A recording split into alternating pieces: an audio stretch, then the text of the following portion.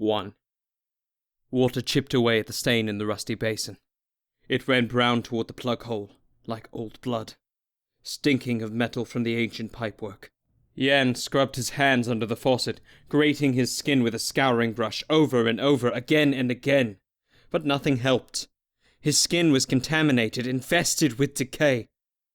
There was something chilling, a shadow or an absence, lingering in his peripheral vision. Watching, waiting.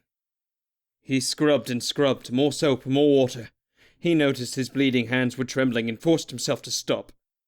An emaciated reflection appeared in the shaving mirror above the sink. He lashed around. The bathroom was empty. When he looked at the mirror again, he could make out a familiarity in the face. It was him.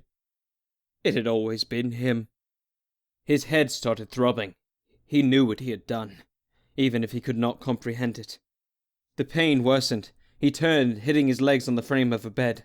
His feet scuffed against the broken floorboards as he started to pace. This place, this isolated, rotting house, put him on edge. It was too dirty, too broken, too hidden. He was miles away from London and his old life, and he knew he could never go back. It was too late now. Everything that was had gone.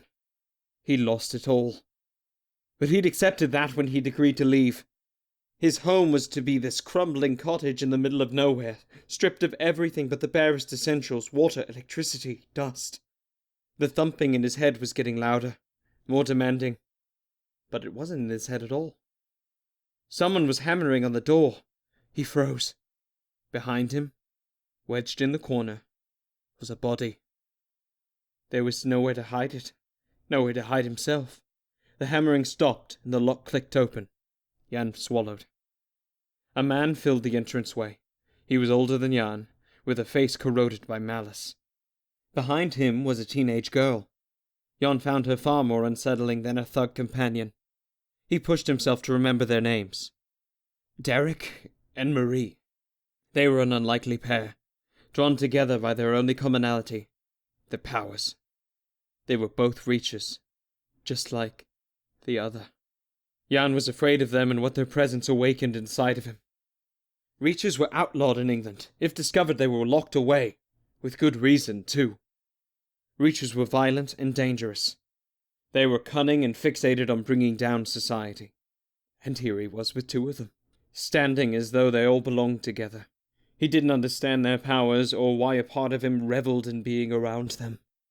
He was an accomplished surgeon. This wasn't supposed to be his life. And yet he fitted into it so well.